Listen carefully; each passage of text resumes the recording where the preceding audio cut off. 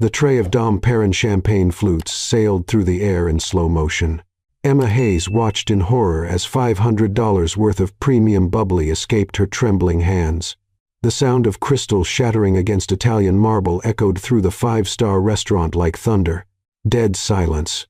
80 pairs of eyes turned toward her patrons, who spent more on one dinner than she earned in a month, all staring at the clumsy waitress who just transformed an elegant Thursday evening into an epic disaster. "Darn it," she whispered, forgetting completely where she was. "Hayes." Manager Marcus's voice sliced through the air like a blade.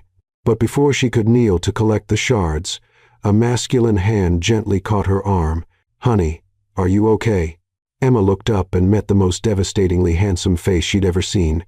Steel gray eyes, a jawline that looked carved by Renaissance masters, dark brown hair perfectly tousled. The man wore a Tom Ford tuxedo worth more than her car, and he was calling her honey as if he'd known her for years. She stammered, completely lost. "Don't worry about the glasses, sweetheart," he said loud enough for the entire restaurant to hear while tenderly brushing her cheek. "You know how nervous you get before meeting my family." "What the heck?" Emma blinked in confusion, but some primitive instinct made her play along. The man had barely perceptible desperation in his eyes, and Marcus was approaching with a face that screamed immediate termination. "Sorry, babe," she murmured, surprised by how natural her own voice sounded.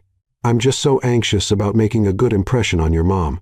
The relieved smile he gave her could have melted Antarctic ice. "Mom's going to adore you," he whispered, then louder. "She already does, from all the stories I've told her about my beautiful wife." "Wife?" Across the restaurant, an elegant woman in her 50s waved cheerfully, clearly buying their impromptu performance. "Mr. Blackstone." Marcus had arrived, all irritation evaporating upon recognizing who was defending the disaster-prone employee. "I'm terribly sorry about this incident. Everything will naturally be complimentary." "Actually, Marcus," the man called Blackstone interrupted with natural authority, "could you bring the check for table 12 and perhaps arrange for someone to clean this up while my wife and I finish our evening?" "Absolutely, sir. Right away." As Marcus hurried off, Blackstone took Emma's hands in his. "I apologize," he whispered quickly. "I can explain everything, but I desperately needed a wife for the next hour, and you were the most stunning woman in the room when chaos struck." Emma looked at him, then at the elegant family waving from across the dining room, then back at those impossible steel-gray eyes. "All right," she heard herself saying, "but you owe me the most incredible explanation in history." "Deal," he smiled, and Emma felt something dangerous flutter in her chest. "By the way, I'm Ryan Blackstone, and you just rescued my life." "Emma Hayes, and you just saved my job." They stared at each other for a moment that seemed suspended in time, still holding hands amid the crystal wreckage. "So," Emma murmured, "what happens now, husband?" His smile was pure mischief and charm. "Now, wife, you meet the family. Try not to drop anything else." Ryan's hand was warm and steady as he guided Emma across the restaurant's polished floor, past curious diners who pretended not to stare. Her heart hammered against her ribs like a caged bird desperate for escape. "What am I doing?" she thought frantically. "I'm a waitress from Brooklyn pretending to be married to a man who probably owns half of Manhattan." "Breathe," Ryan murmured near her ear, his voice a low rumble that sent unexpected shivers down her spine. "You're doing great."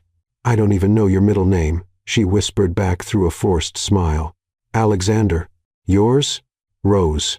"Beautiful, like you." The casual compliment made her cheeks burn.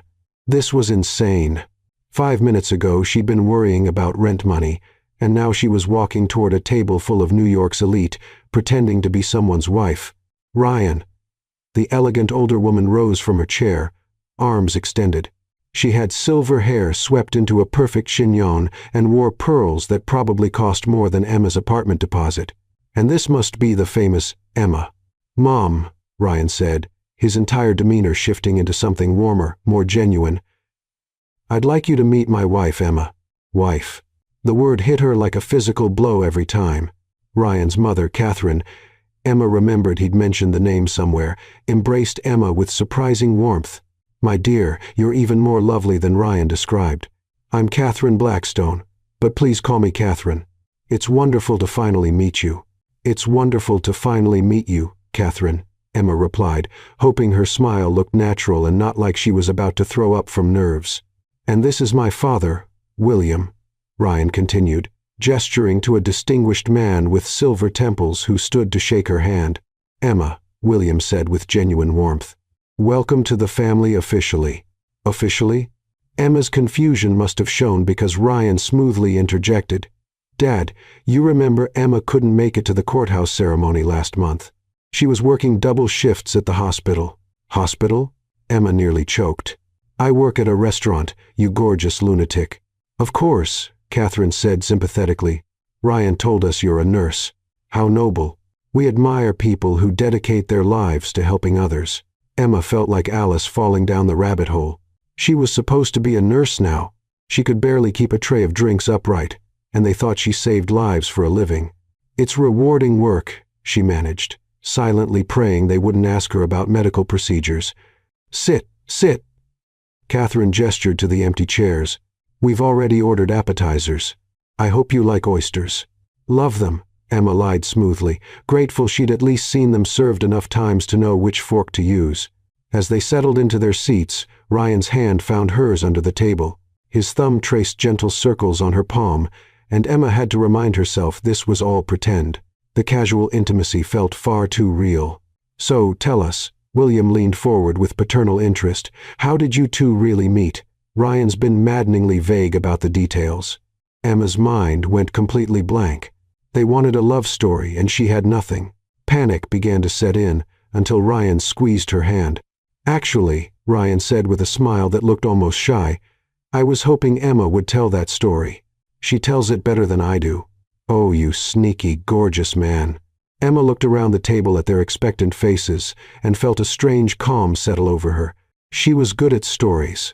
She'd grown up entertaining her little sister with elaborate tales during their mother's long shifts at the diner. "Well," she began, surprised by her own confidence, "it was actually pretty embarrassing. I was having the worst day. I'd spilled coffee on my scrubs, my car wouldn't start, and I was running late for my shift.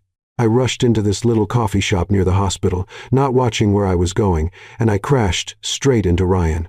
She glanced at him and found him watching her with fascination, as if he were hearing this story for the first time too. He was wearing this gorgeous charcoal suit, probably cost more than my monthly salary, and I managed to dump my entire iced coffee down the front of it. Catherine gasped. "Oh no." I was mortified. I started babbling apologies and trying to clean him off with these tiny coffee shop napkins, and he just stood there laughing. Laughing. William raised an eyebrow at his son. Ryan picked up the thread seamlessly. "She looked so fierce, scrubbing at my jacket like she could will the stain away through pure determination. I thought she was the most beautiful thing I'd ever seen." The way he said it, looking directly at Emma, made her breath catch. For a moment she almost believed it herself. "And then?" Catherine prompted, clearly delighted. "He asked me to dinner," Emma continued. "Said I owed him a new suit. But I never collected on the suit," Ryan added softly. "I got something much more valuable instead." The silence that followed was warm and happy, broken only when William cleared his throat pointedly.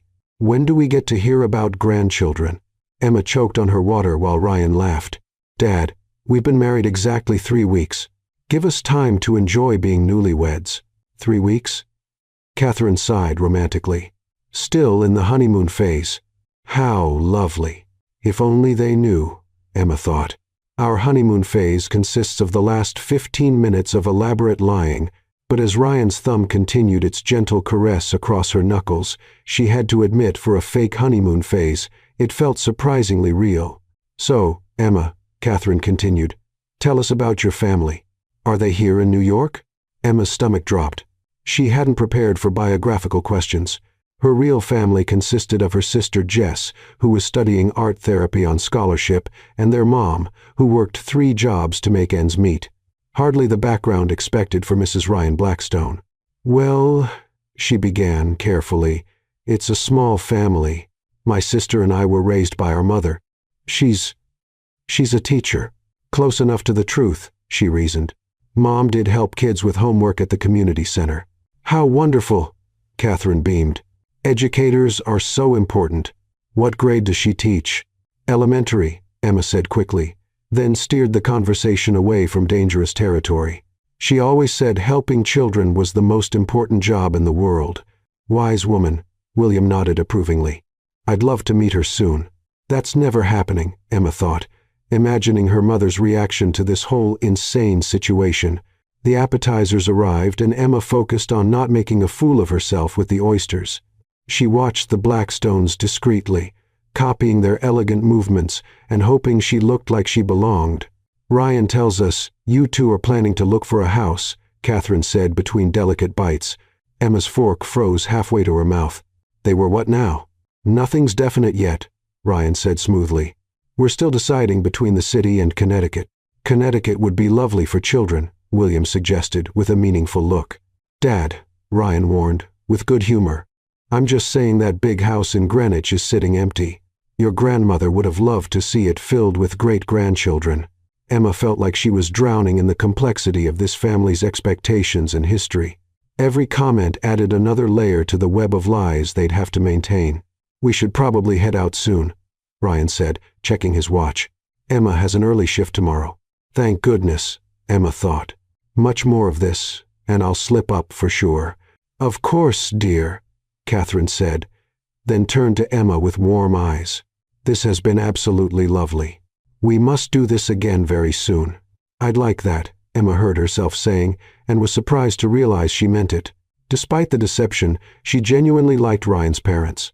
As they prepared to leave, Catherine pulled Emma aside while the men settled the check. I have to tell you something, she said quietly, taking Emma's hands. I've never seen Ryan this happy. Whatever you've done to put that light in his eyes, thank you. Emma's chest tightened with guilt. I haven't done anything special. Oh, my dear. Catherine smiled knowingly. Love is always special, even when the people experiencing it don't realize how special it is yet. As they said their goodbyes with promises to meet again soon, Emma's mind reeled with Catherine's words. The woman had seen something between Emma and Ryan that even they hadn't acknowledged.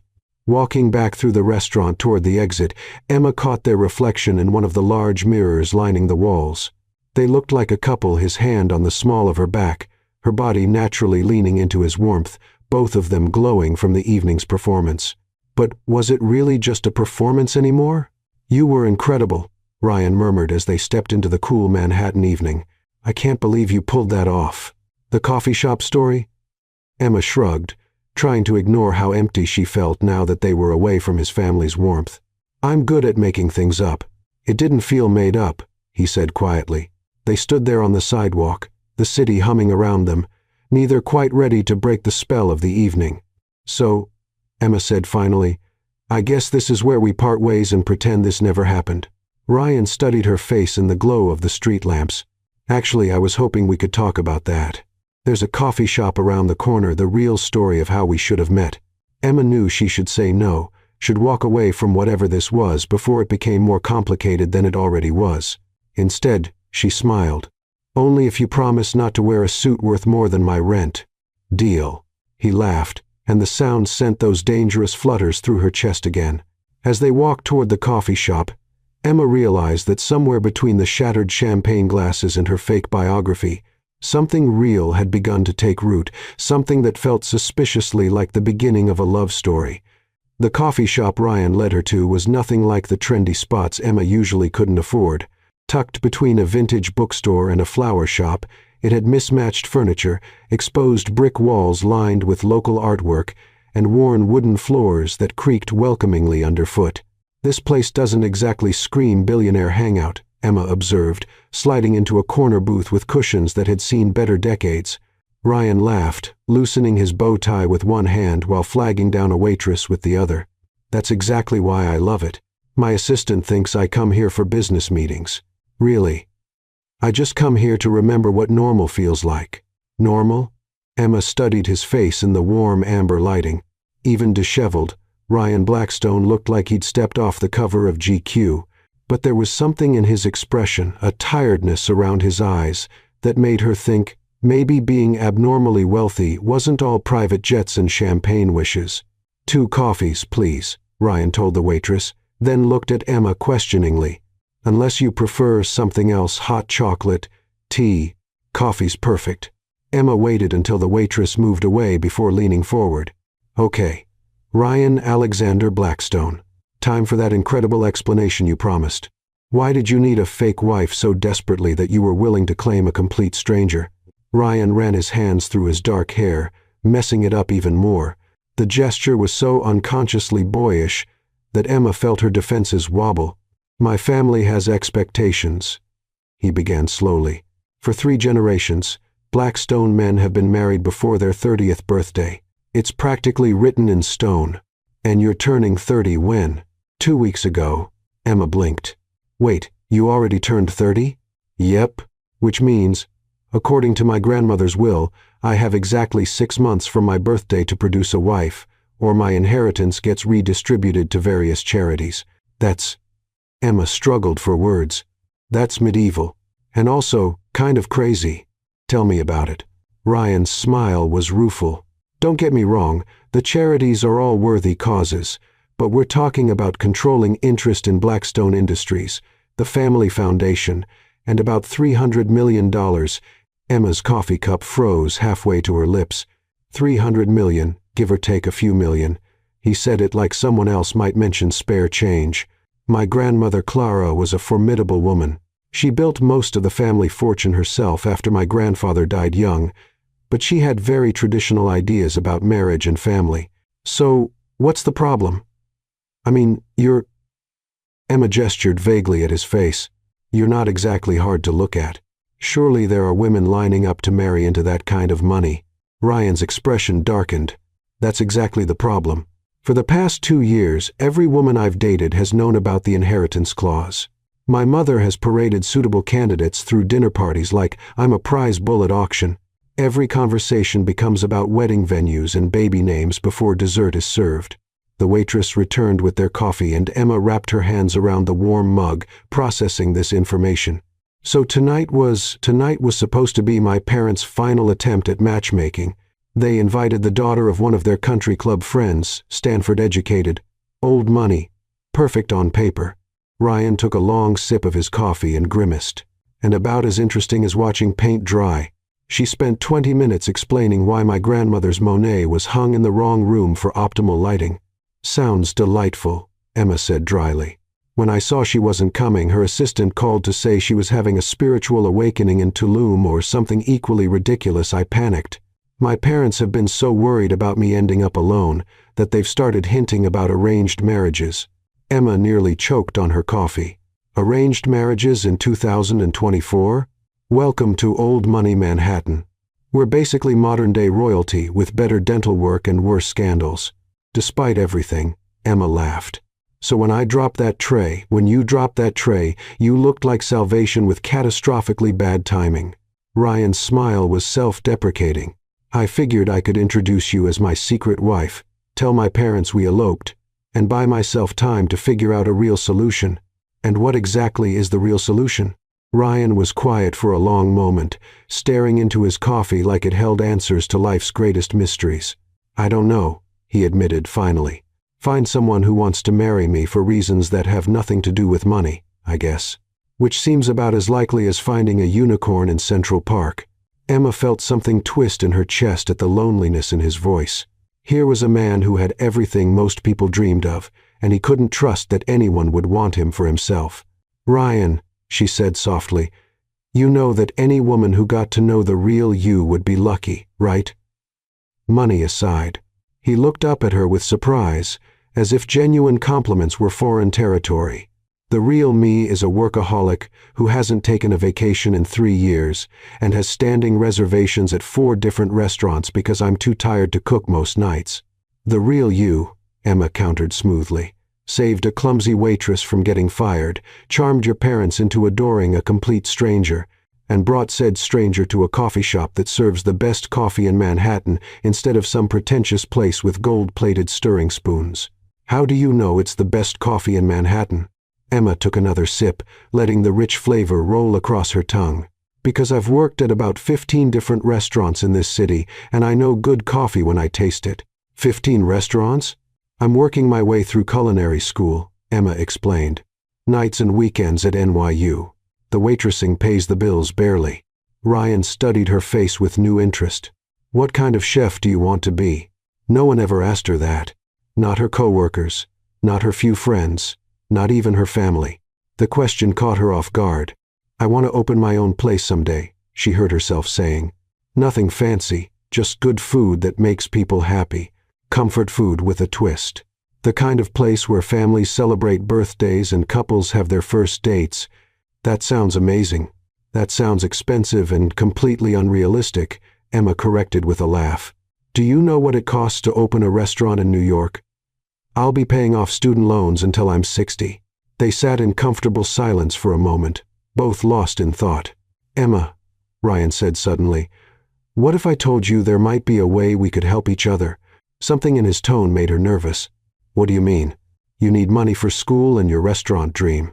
I need a wife for 6 months to secure my inheritance. He leaned forward, his gray eyes intense. What if we made this arrangement official? Emma stared at him. Are you asking me to marry you? I'm asking you to consider a business proposition, a temporary marriage. 6 months, just long enough to satisfy my grandmother's will. In exchange, I pay off your student loans and provide startup capital for your restaurant. Emma's mind reeled. Ryan, that's crazy. We don't even know each other. We know each other better after 2 hours than most people do after months of dating, he pointed out. You saved my butt tonight and somehow made my parents happier than I've seen them in years. You're smart, funny, kind, and you don't want my money for designer handbags and trips to Europe. I don't want your money at all. But you need it, he said gently. And I need someone I can trust not to fall in love with my bank account. Emma stood up abruptly, pacing to the window and back. This is insane. People don't just marry strangers. People marry for convenience all the time. Green cards, insurance, tax benefits. This is just a different kind of convenience. What happens after 6 months? Clean divorce. No strings attached. You get your restaurant. I get my inheritance. Everyone wins. Emma sank back into the booth, her head spinning. Your parents would be devastated. My parents want me to be happy. If they believe I was happy for 6 months, even if it ends in divorce, that's more than they've seen from me in years. What about the lying, the deception? Ryan's expression grew serious. I know it's not ideal, but Emma, I've been trapped by other people's expectations my entire life. This inheritance clause was my grandmother's way of controlling me from the grave. Maybe it's time I took some control back. Emma stared at him, seeing past the expensive clothes and perfect features to the man underneath, a man who'd been reduced to his net worth so often that he'd forgotten his own value. If, and I'm saying if, I were to consider this completely insane proposition, she said slowly, what would the actual arrangement look like? Ryan's posture straightened with hope. You'd move into my apartment, separate bedrooms, obviously. We'd need to appear together at family events and some business functions. You could keep working and going to school if you wanted, or focus entirely on planning your restaurant. And after 6 months? After 6 months, we file for an amicable divorce, citing irreconcilable differences. I help you find a location for your restaurant. You go live your dream, and we both get our freedom. Emma was quiet for a long time, turning the possibilities over in her mind. It was crazy. It was impulsive. It was probably the worst idea in the history of bad ideas. It was also the answer to every financial prayer she'd ever whispered into her pillow at night. I need time to think about it, she said finally. Of course. Ryan pulled out his phone. Can I at least get your number in case you have questions or in case my mother calls wanting to plan brunch? Despite everything, Emma smiled. Your mother is going to plan brunch whether I answer or not. Probably true. They exchanged numbers and Ryan insisted on paying for the coffee despite Emma's protests. Outside the coffee shop they stood awkwardly on the sidewalk, the weight of the evening's revelations hanging between them. Emma, Ryan said softly, for what it's worth, even if you decide this whole thing is too crazy, tonight was the most real I've felt in months. Before she could respond, he hailed a taxi and held the door open for her. Think about it, he said as she slid into the back seat. But don't think too long. I have a feeling my mother is already planning our anniversary party. As the taxi pulled away, Emma turned to watch him through the rear window. Ryan Blackstone stood on the sidewalk in his perfectly tailored tuxedo, hands in his pockets, looking like a man caught between two worlds just like she was. Her phone buzzed with a text from an unknown number. "Thank you for tonight. Whatever you decide. You saved me from death by boredom and family disappointment. That's worth more than money. R." Emma stared at the message until the city lights blurred outside the window. In her tiny Brooklyn apartment 20 minutes later, she sat on her second-hand couch and tried to process what had just happened. 12 hours ago, her biggest worry was whether she could afford groceries this week. Now, she had a marriage proposal from a man worth more than some small countries. Her phone rang, startling her out of her thoughts. It was Jess, her younger sister. "How was work tonight? Please tell me you didn't spill anything on anyone important." Emma laughed, a sound caught somewhere between hysteria and disbelief. "Actually, Jess, I kind of did the opposite." "What do you mean?" Emma looked around her cramped apartment, at the stack of unpaid bills on the coffee table, at the culinary school textbooks she'd bought used and highlighted within an inch of their lives, at the folder marked Restaurant Dreams, filled with magazine clippings and business plans she'd never have the capital to execute. "I think I just got offered the chance of a lifetime," she said slowly. "The question is whether I'm brave enough to take it." 3 days later, Emma stood in the marble foyer of Ryan's penthouse apartment, feeling like Alice after tumbling down the rabbit hole. Her entire life fit into 2 duffel bags and a cardboard box of culinary textbooks, a laughably small collection compared to the opulent space that was now supposedly her home. "This is temporary insanity," she muttered to herself, staring at the floor-to-ceiling windows that offered a breathtaking view of Central Park. "Second thoughts?" Ryan's voice came from behind her, warm with understanding rather than judgment. Emma turned to find him leaning against the doorframe, having traded his usual business attire for dark jeans and a gray sweater that made his eyes look like storm clouds. The casual look somehow made him even more devastating to her equilibrium. "More like third, fourth, and fifth thoughts," she admitted. "Your apartment is bigger than my entire apartment building." "Our apartment," Ryan corrected gently, pushing off the doorframe to help her with her bags. "For the next 6 months, anyway. Our apartment." The possessive pronoun sent an unexpected flutter through her chest. Emma had never shared living space with a man before. Her last relationship had ended when her ex-boyfriend suggested they take things to the next level by keeping a toothbrush at each other's places. Now she was living with a man she'd known for less than a week. "Come on," Ryan said, shouldering her duffel bag like it weighed nothing. "Let me show you to your room." "Our room?" She paused. He paused too, running his free hand through his hair in a gesture she was beginning to recognize as his tell when he was nervous. "This is going to take some getting used to for both of us." Emma followed him down a hallway lined with what looked like original artwork, trying not to gawk at the casual wealth surrounding her. They passed a living room that could have housed her entire culinary school cohort, a kitchen that would make Gordon Ramsay weep with envy, and what appeared to be a home office larger than most people's master bedrooms. "Here we are," Ryan said, opening double doors at the end of the hall. Emma stepped into the master bedroom and felt her breath catch. The room was enormous, with the same floor-to-ceiling windows, a sitting area complete with a fireplace, and a bed that looked like it belonged in a luxury hotel. But what struck her most was how lived in it felt. Books stacked on the nightstand, a coffee mug on the dresser, a suit jacket draped over a chair. "This is your room," she said, stating the obvious. "This is our room," Ryan replied. "If we're going to convince people this marriage is real, we need to share a bedroom. My housekeeper Maria comes twice a week, and my mother has been known to drop by unannounced." Emma's eyes widened. "You want us to actually share a bed?" "The bed is big enough for 4 people," Ryan said quickly. "We can put a pillow barrier down the middle if it makes you more comfortable. Or I can sleep on the couch in the sitting area. Whatever works for you." Emma walked to the windows, needing space to process. The park stretched out below them, autumn leaves painting the trees in shades of gold and crimson. It was beautiful, but it felt like looking at a postcard of someone else's life. "Emma," Ryan's voice was soft behind her. "If this is too much, we can figure something else out. I don't want you to feel uncomfortable in what's supposed to be your home." She turned to face him, struck by the genuine concern in his expression. "It's not that. It's just..." This morning I was worried about whether I could afford groceries this week. Tonight I'm standing in a penthouse that's probably worth more than most people's lifetime earnings. It's a lot to adjust to. I can imagine.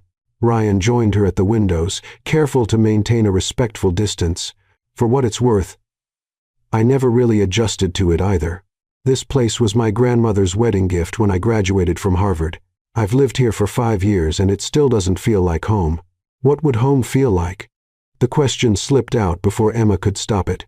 Ryan was quiet for a long moment, his gaze fixed on the park below. Smaller, he said eventually. Warmer. Full of things that mattered more than their price tags.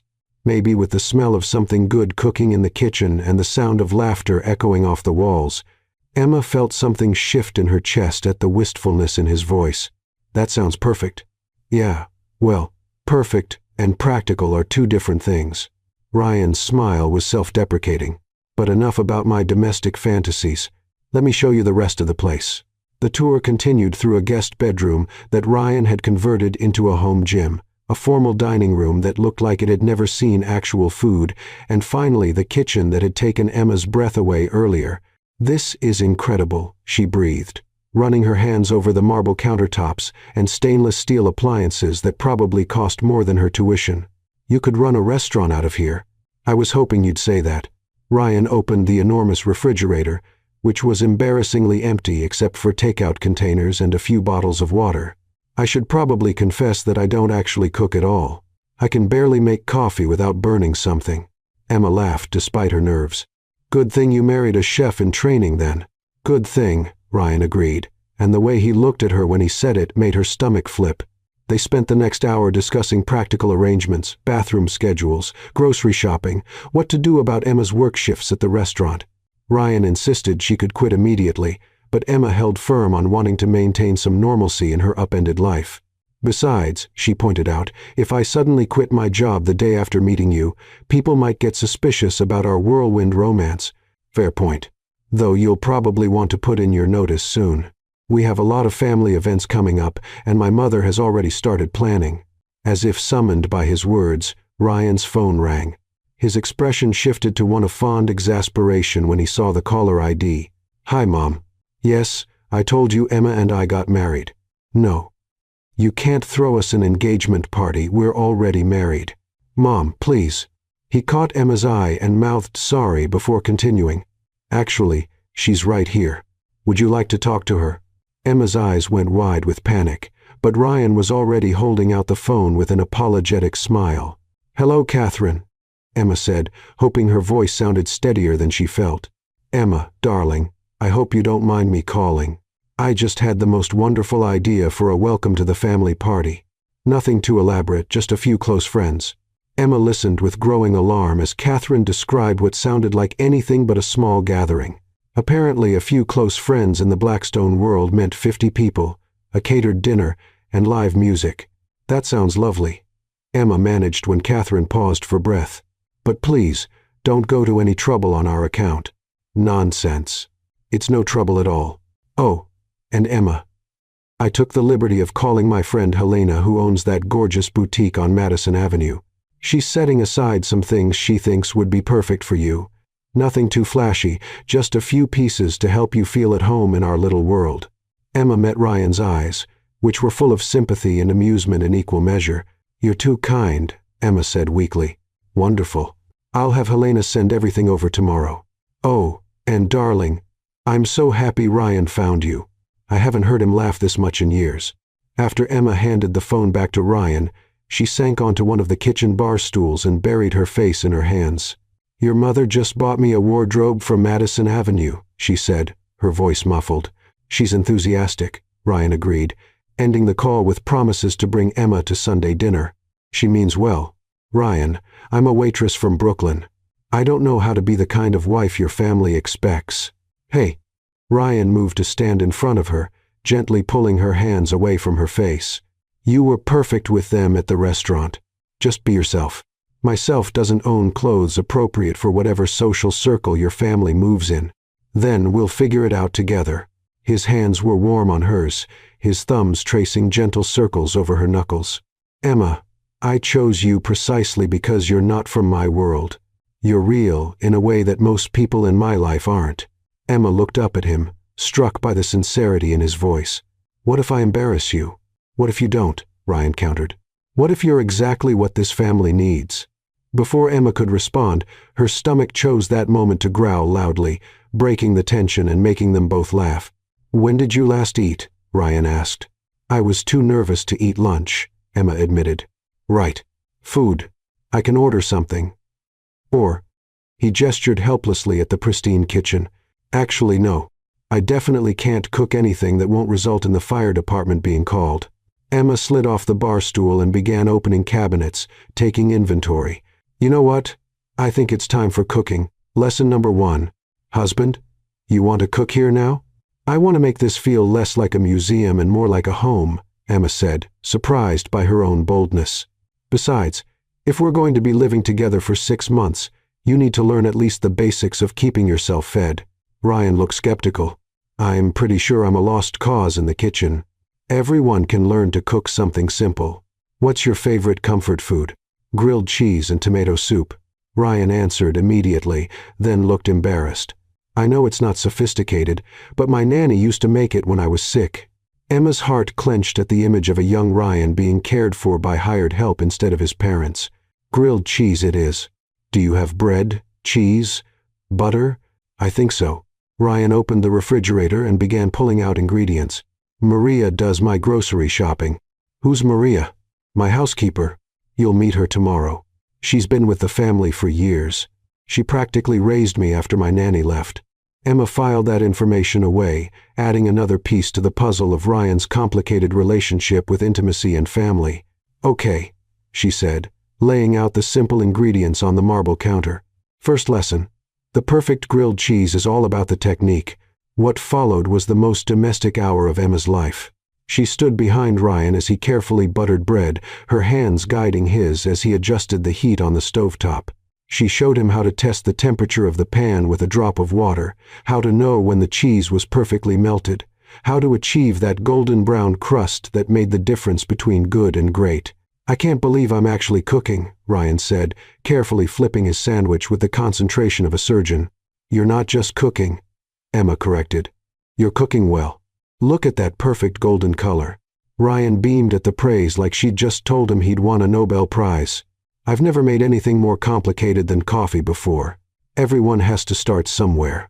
They ate their grilled cheese sandwiches standing at the kitchen island, and Emma had to admit they were pretty perfect, crispy outside, gooey inside, simple but satisfying.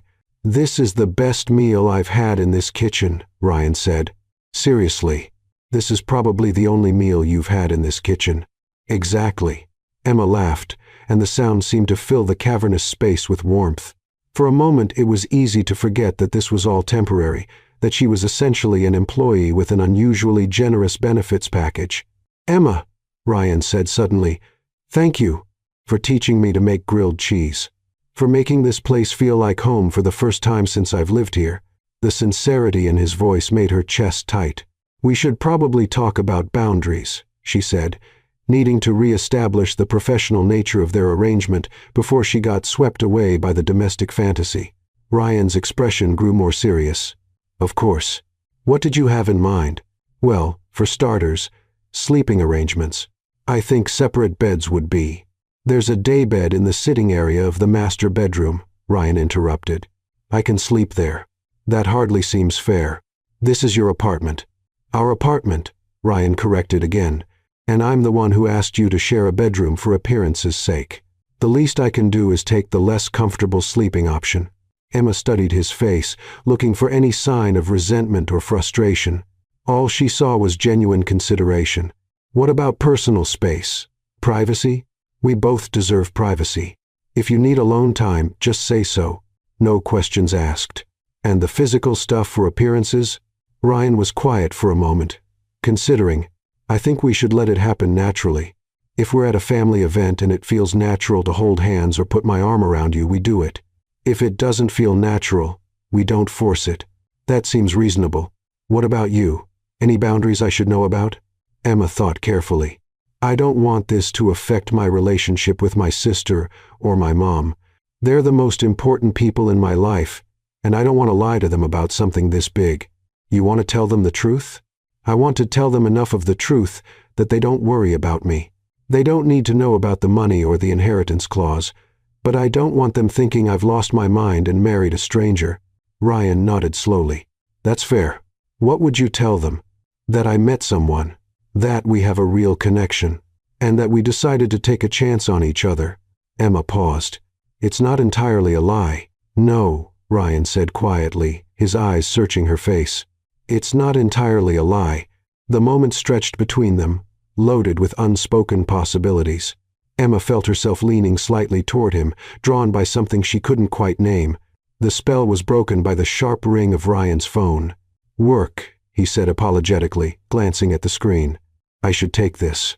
As Ryan stepped away to answer the call, Emma began cleaning up their impromptu cooking lesson. She washed dishes in the enormous sink, listening to the murmur of Ryan's voice from the living room, and tried to process everything that had happened in the span of a few hours. She was living in a penthouse. She was married to a man who made her heart race and her good sense scatter. She was about to be launched into a social stratosphere she'd only read about in magazines. And despite all the rational reasons she should be terrified, she felt more alive than she had in years.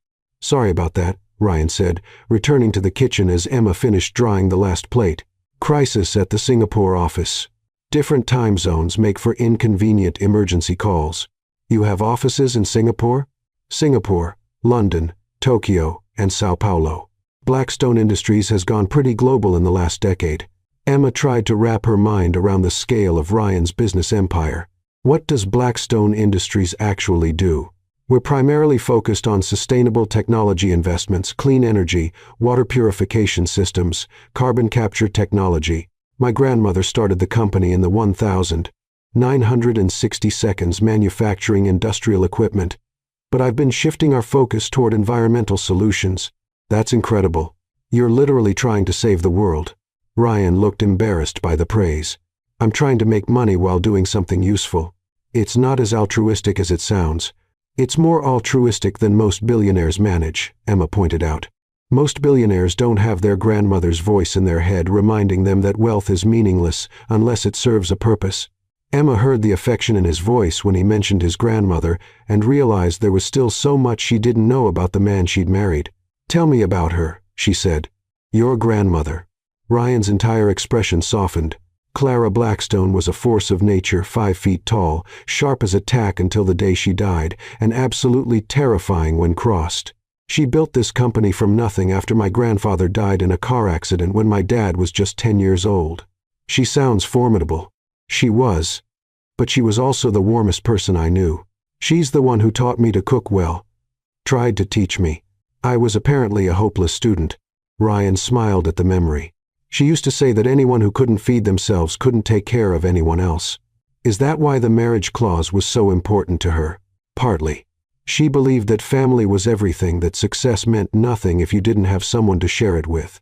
But I think she also worried that I'd end up isolated by wealth, the way she was after my grandfather died." Emma felt a pang of sympathy for both Ryan and his grandmother. It must have been lonely for her. "I think it was. She never remarried, never even dated as far as I know. She poured everything into the business, and into raising my father and later me. And now she's trying to make sure you don't make the same mistake even from beyond the grave," Ryan agreed. They stood in comfortable silence for a moment, both lost in thought. "Ryan," Emma said finally, "what happens if your parents want to meet my family? Do you think they'd be comfortable with that?" Emma considered the question. Her mother Linda was one of the strongest people she knew, but she was also deeply practical. The idea of her daughter married to a billionaire would probably send her into overdrive trying to figure out the catch. "My mom's going to see right through any story we tell her," Emma said. "She raised 2 daughters on her own while working 3 jobs. She has finely tuned radar for situations that seem too good to be true. Maybe we should start with your sister then. Ease into it. Jess is going to be suspicious too, but for different reasons. She'll want to make sure you're not taking advantage of me." "Smart sister. The smartest. She's studying art therapy at Columbia on full scholarship. She's going to be a psychologist who helps kids process trauma through creative expression. She sounds amazing. I'd like to meet her." "You would?" "Emma, If we're going to make this work, I want to know the people who matter to you. Your family shaped who you are, and who you are is—" Ryan paused, searching for words. "Who you are is the reason I think this crazy plan might actually work." Emma felt warmth spread through her chest at his words. "In that case, maybe we should start with a casual meeting. Jess comes to the restaurant where I work sometimes to study. Maybe you could drop by during one of my shifts, meet her naturally. I'd like that." Ryan's smile was soft and genuine. "Though I should warn you, I'm not very good at casual. My idea of dressing down is wearing a polo shirt instead of a button-down." "We'll work on it," Emma laughed. "Consider it part of your education in being a normal person." "Is that what this is? Normal person boot camp?" "For both of us. I've never been married to anyone, let alone someone whose net worth has more zeros than my social security number." They migrated to the living room as they talked, settling on opposite ends of an enormous sectional sofa that probably cost more than Emma's car. The space felt less intimidating now that they'd filled it with conversation and laughter. "Emma," Ryan said after a while, "can I ask you something personal? I think we're past the point of standing on ceremony. Have you ever been in love? Really in love?" The question caught her off guard. "Why do you ask?" "Because I realize I know a lot about your professional goals and your family, but nothing about your romantic history. And if we're going to convince people we're madly in love, I should probably know whether you have any tells when you're actually feeling that emotion." Emma pulled her legs up under her, considering how much to reveal. "I thought I was in love once in college. His name was David, and he was everything I thought I wanted. Pre-med student, came from a good family, had his whole life planned out. What happened? He graduated and got accepted to medical school at Johns Hopkins. He asked me to come with him, drop out of culinary school, and focus on supporting his career until he got established." Emma's voice grew dry. "Apparently he thought my chef ambitions were a cute hobby that I'd outgrow once we got serious." Ouch. "Yeah. It took me embarrassingly long to realize that he didn't love me. He loved the idea of having a supportive wife who would prioritize his dreams over her own. His loss," Ryan said quietly. "Maybe. Or maybe I just learned something important about what I actually need in a relationship, someone who sees my dreams as equally important as their own. Someone who wants to be a partner, not looking for a supporting actress in their life story." Ryan was quiet for a long moment. "That's a good standard to have. What about you? Ever been in love?" "I thought I was briefly. Her name was Amanda, and she was perfect on paper, Harvard MBA, came from a family similar to mine, understood the social expectations that come with my name. But when I really thought about it, I realized I was more in love with how easy she made everything than with her as a person. She knew which fork to use at formal dinners. She charmed my parents effortlessly. She never asked me to be anything other than what I already was. That doesn't sound terrible." "It wasn't terrible, but it wasn't real either. We could have had a perfectly pleasant, completely passionless marriage that looked great in wedding photos and felt like a business merger." Emma studied his profile as he stared out at the city lights. "What happened?" She ended it. Actually said she'd realized she was more excited about the idea of being Mrs. Blackstone than about being my wife specifically. Ryan's smile was rueful. Turns out she was right. That was about a year ago, right around the time my mother's matchmaking efforts shifted into high gear. Emma felt a pang of sympathy for both of them, two people trying to force themselves into a mold that didn't quite fit. "Ryan," she said softly, "what if this arrangement of ours ends up being the most honest relationship either of us has ever had?" "What do you mean?" "I mean, we've both been completely upfront about our motivations. We both know exactly what we're getting out of this deal. There are no hidden agendas or unrealistic expectations." "True. And maybe that honesty gives us permission to be more ourselves than we've ever been with anyone else." Ryan turned to look at her fully, something shifting in his expression. "Emma Hayes Blackstone, you are full of surprises. Is that good or bad?" "That's the best thing anyone's ever been." The way he said it, like he meant it completely, made Emma's breath catch. For a moment she forgot that this was temporary, that this was a business arrangement, that she was supposed to be protecting her heart. For a moment it felt like the beginning of something real. "We should probably get some sleep," she said, needing to break the spell before she did something foolish like lean over and kiss him. "Right. Big day tomorrow." Maria's coming in the morning, my lawyer's bringing the prenup papers, and apparently my mother's personal shopper is delivering a new wardrobe. Just another typical Thursday. Emma smiled. Just another typical Thursday in the life of Mrs. Emma Blackstone. As they headed toward the master bedroom, Emma caught sight of their reflection in the hallway mirror. They looked like a couple heading to bed together, comfortable and intimate in a way that seemed impossible after less than a week. Fake it till you make it, she thought. But as Ryan dimmed the lights and they began the awkward dance of preparing for their first night sharing a bedroom, Emma wondered if they were already further along the path from fake to real than either of them realized. "Good night, Emma," Ryan said softly from the daybed he'd insisted on taking. "Good night, husband," she replied, and the word felt more natural than it should have. As she lay in Ryan's enormous bed, staring at the ceiling and listening to his quiet breathing across the room, Emma realized that somewhere between the grilled cheese sandwiches and the conversation about love, the line between pretend and reality had started to blur. And maybe, just maybe, that was exactly what they both needed. 3 weeks later, Emma stood in the marble bathroom of the penthouse at 6 o'clock in the morning, staring at her reflection and wondering when exactly her life had become unrecognizable. The woman looking back at her wore silk pajamas that cost more than her old monthly rent, had professionally styled hair courtesy of Ryan's mother's personal stylist, and was about to have breakfast with her fake husband's business partners from London. Fake husband who had made her genuine coffee every morning for 3 weeks, who left little notes in her culinary textbooks when he found them lying around, and who had somehow convinced her to quit her waitressing job by making a very compelling argument that Mrs. Emma Blackstone shouldn't be serving other people dinner when she could be learning to create her own culinary empire.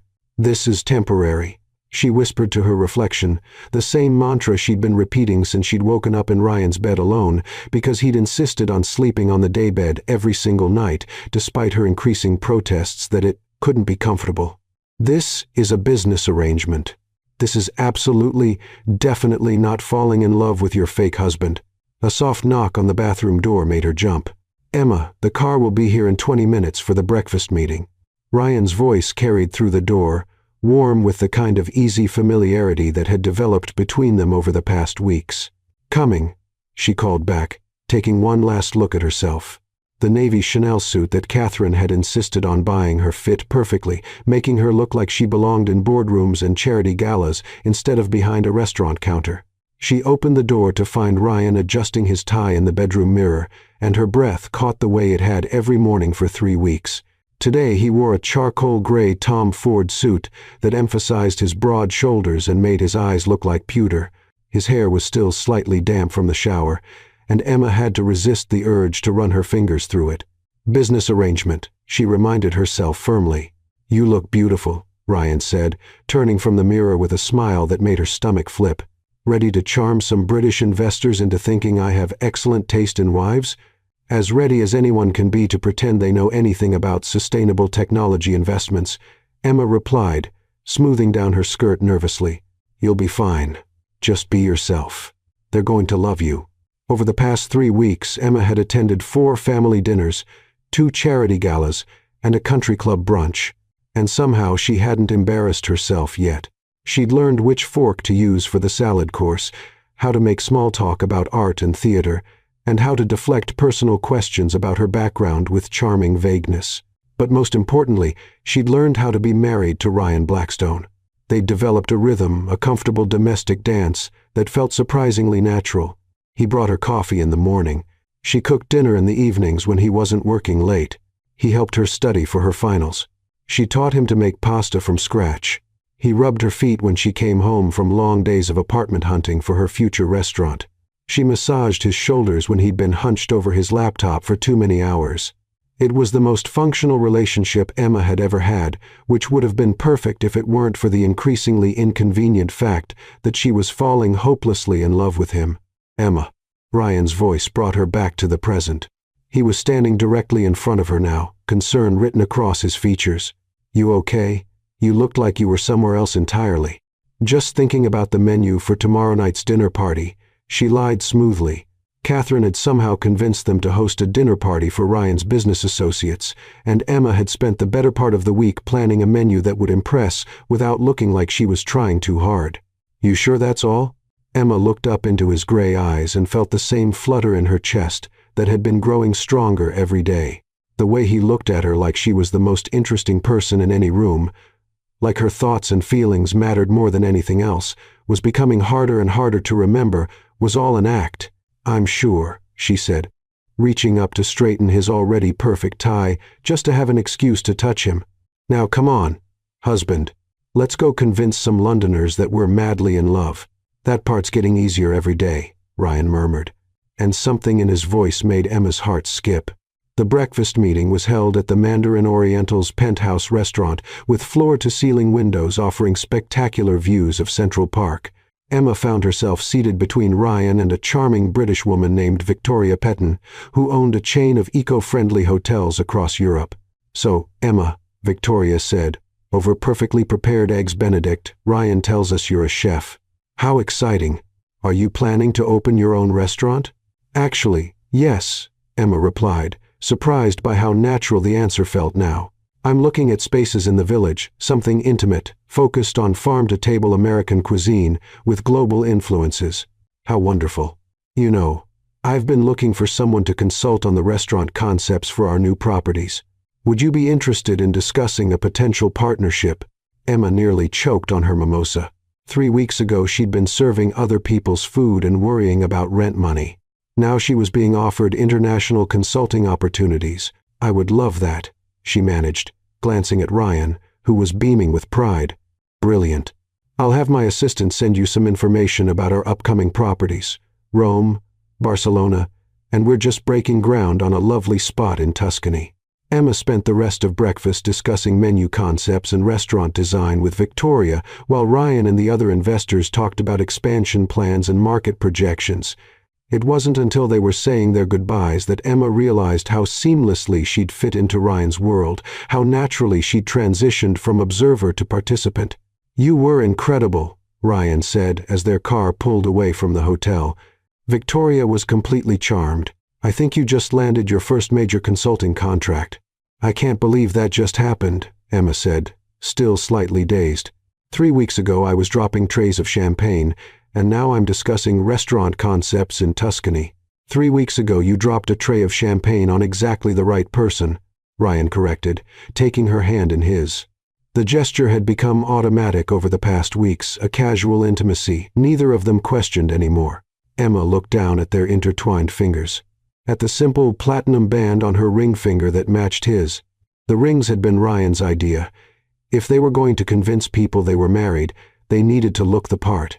But somewhere along the way, the weight of the ring had begun to feel less foreign and more like it belonged there. Ryan, she said softly. What happens when this is all over? His thumb stilled against her knuckles. What do you mean?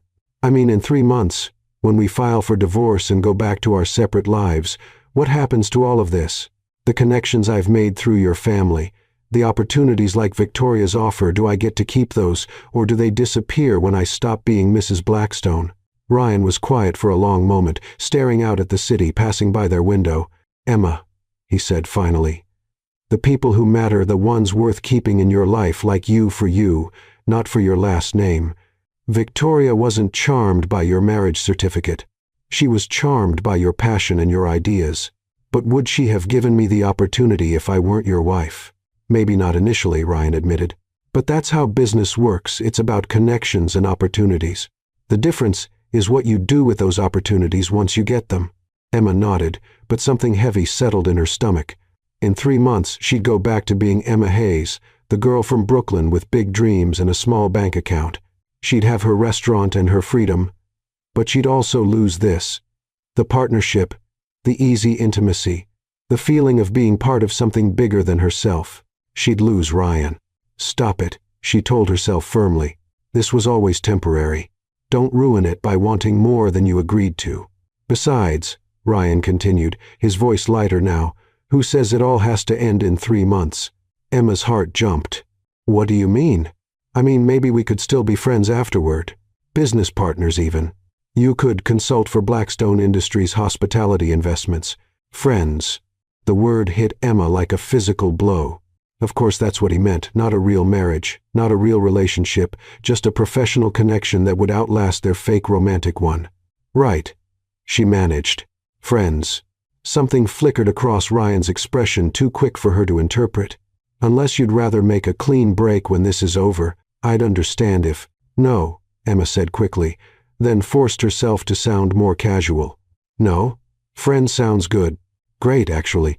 They spent the rest of the car ride in comfortable silence. But Emma's mind was spinning. 3 months had seemed like a lifetime when they'd first made their agreement. Now it felt like no time at all. That evening, Emma was in the kitchen preparing dinner when her sister called.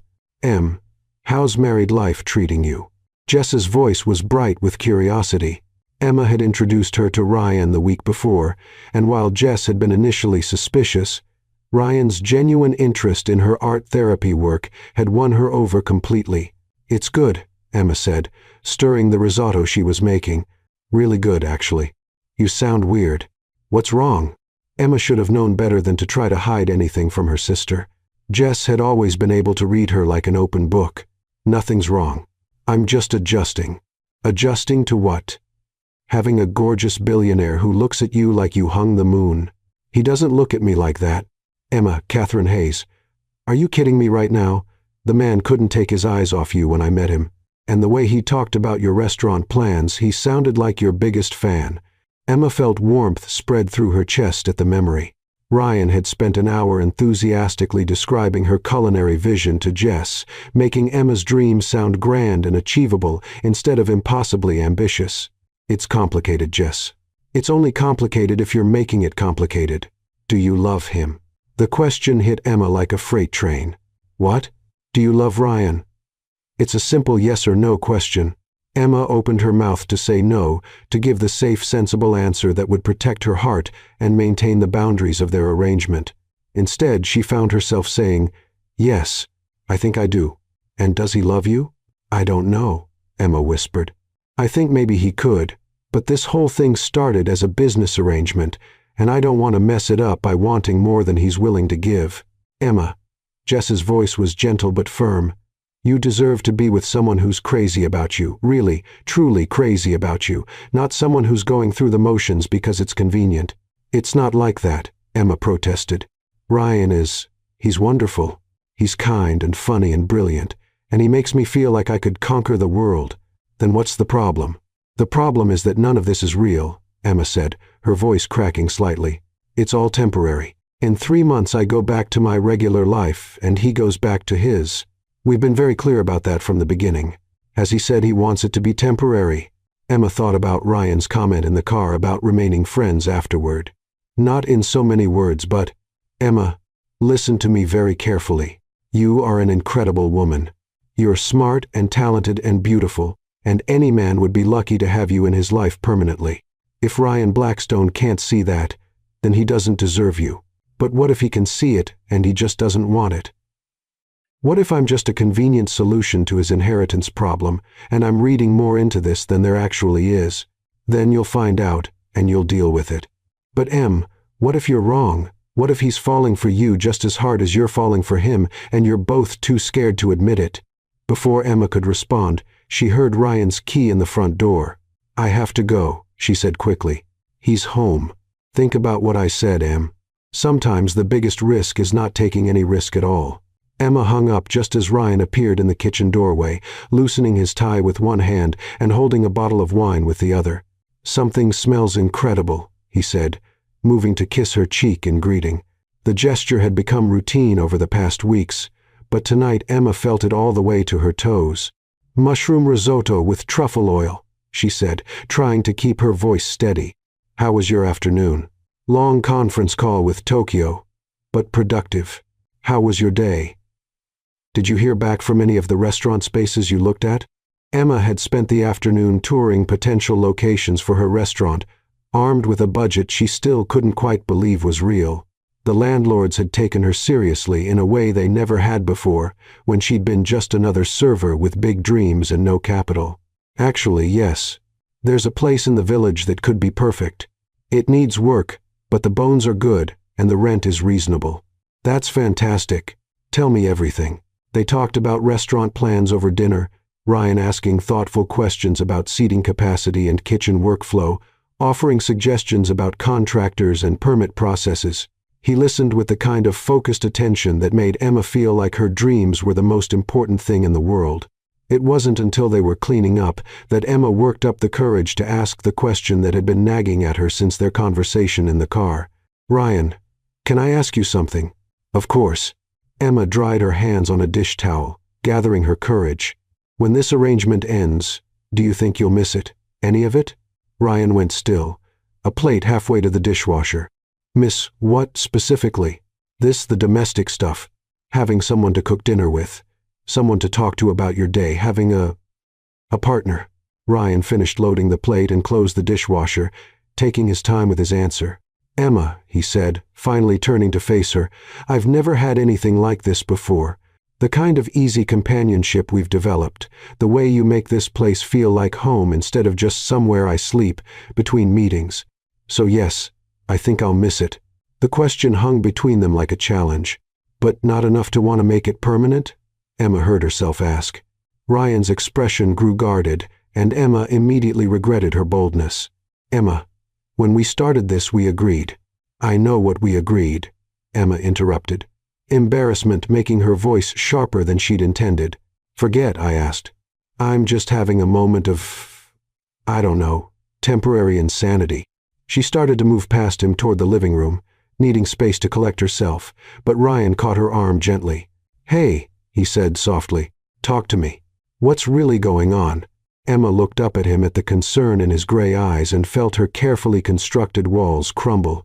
"I'm scared," she admitted.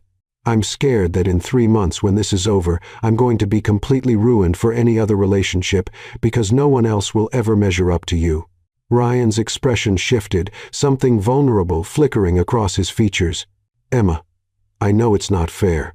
I know we agreed this was temporary, that it was just business," Emma continued, the words tumbling out before she could stop them. "But somewhere along the way, it stopped feeling like pretend to me, and I know that's my problem, not yours. But I needed you to know." Ryan was quiet for a long moment, his hand still gentle on her arm. "Do you want to know something?" he said finally. "What?" "3 weeks ago, when you agreed to this arrangement, I thought I was getting a convenient solution to my inheritance problem, someone who could play the role of my wife convincingly enough to fool my family for 6 months. Emma's heart sank. This was it, the moment he reminded her that this was all just an act for him. "But Emma," Ryan continued, his voice growing softer, "I never expected to actually fall in love with you." Emma's breath caught. "What did you say?" "I said I'm in love with you." Ryan's smile was rueful. "Completely, hopelessly, inconveniently in love with you. I've been trying to figure out how to tell you for weeks, but I didn't want to complicate our agreement or put pressure on you. You're in love with me? I'm in love with the way you hum while you cook. I'm in love with how passionate you get when you talk about your restaurant. I'm in love with the way you remember how I like my coffee and leave little encouraging notes in my briefcase when I have difficult meetings." Emma stared at him, hardly daring to believe what she was hearing. "I'm in love with how kind you are to my mother even when she's overwhelming. I'm in love with how you can make me laugh after the worst days. I'm in love with the way you make this apartment feel like a home instead of a showcase. Ryan, I'm in love with you, Emma, not Mrs. Blackstone. Not the woman who helps me maintain my inheritance. You, Emma Hayes, who dropped champagne on me and changed my entire life." Emma felt tears prick at her eyes. "I love you too." "You do?" "I love you so much it terrifies me. I've been trying not to because I thought this was all temporary, but I can't help it. You're everything I never knew I wanted." Ryan's smile was radiant. "So what do we do now?" "I don't know," Emma laughed, wiping at her eyes. "I don't think there's a protocol for falling in love with your fake husband." "Well," Ryan said, pulling her closer, "I have an idea." "What's that?" "What if we stop calling it fake?" Emma's heart stuttered. "Are you asking me to really marry you?" "I'm asking you to stay married to me. Really married. No expiration date, no business arrangement, no prenup, just us figuring out how to build a life together. What about your inheritance? I'll get it because I'll be married to the woman I love, what it was always supposed to be about. What about my restaurant? We'll build it together, partners in everything. Emma looked into Ryan's eyes and saw her future, not the safe, predictable one she'd planned, but something bigger and more beautiful than she'd ever dared to imagine. "Yes," she whispered. "Yes, yes, I'll stay married to you. Really married." Ryan's kiss tasted like promises and champagne, like new beginnings and happy endings all rolled into one. When they finally broke apart, both breathless and laughing, Emma realized that sometimes the best things in life came from the most unexpected accidents.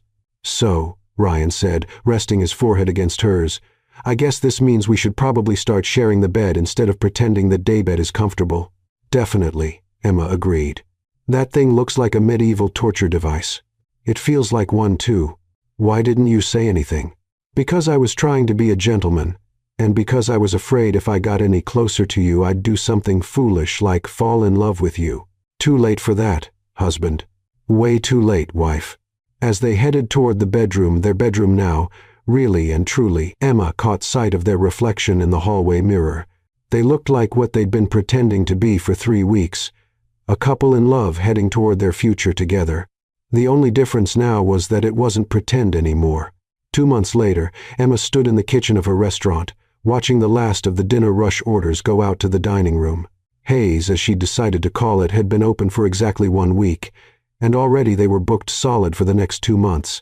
The space in Greenwich Village was everything she'd dreamed of. Exposed brick walls, warm lighting, and an open kitchen that allowed diners to watch the magic happen. The menu was exactly what she'd envisioned, elevated comfort food that told the story of her journey from Brooklyn waitress to Manhattan restaurateur. "Chef," her sous chef Marcus called out, "the critic from the Times is at table 7. Emma felt a flutter of nerves but pushed them aside. Over the past 2 months, she'd learned to trust herself, to believe that she belonged in the world she'd built. "How are they looking?" "Clean plates all around. I think they're about to order dessert." Emma smiled, wiping her hands on her apron. "Perfect. Send them the chocolate soufflé with the salted caramel center on the house." As the kitchen began the process of closing down for the evening, Emma stepped out into the dining room to make her rounds. Hayes was exactly what she'd envisioned.